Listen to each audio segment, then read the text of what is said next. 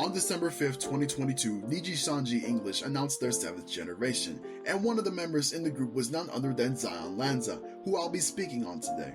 Some of you may know the story of how it all went down already, but I'm making this video anyway as someone who is a fan of her.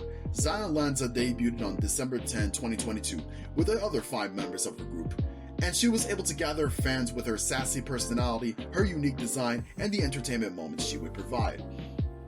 This was supposed to be her usual VTuber career, someone who was edgy, but also someone who represents one of the biggest VTuber agencies in the world. But alas, it was not to be. On February 8, 2023, AnyColor put out a statement announcing that Zaion LanZa would be suspended due to repeated counts of misconduct, claiming that she had compliance issues since her debut and that piled on issues that came as a result of her behavior. Up until that day, she had a bunch of moments that reeked of someone who acted like a rebellious indie VTuber, including this clip of dark humor that did not fly with everyone. Oh, man, no wonder she got, yeah, wow, hi, Now look, it should be common knowledge that comedy is subjective, and I understand this upset a lot of people. That being said, this is far from the only thing that rubs people the wrong way. And this was all made the more clearer when a month passed with no scream or indication that Zaion would eventually return.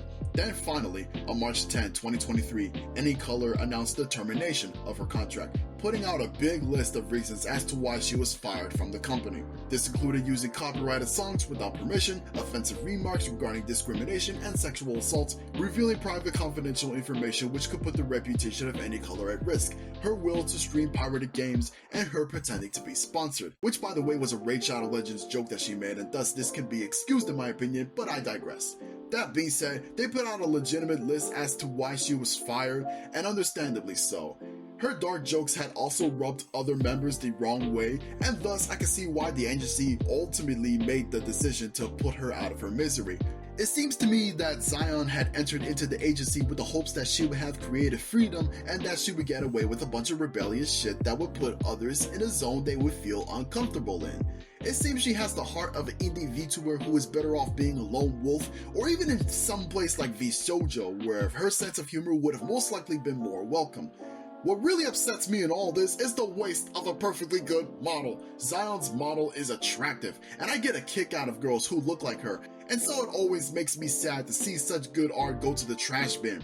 Eventually, a letter made from Zaion's word of mouth via the Twitter account of indie VTuber Sayo was made public.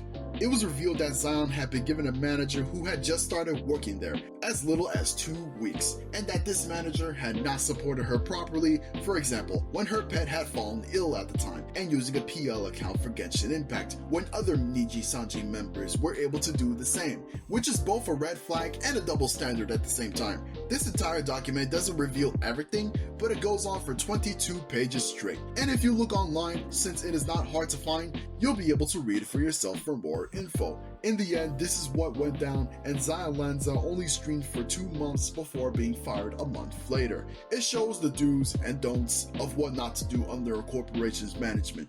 But what are your thoughts? Do you think she was in the right or the wrong? Were you a fan of Zaion LanZa? Did she deserve to be terminated? Let me know in the comments and like this video. And please subscribe to this channel for more content. Thanks for watching, and I'll see you in the next one.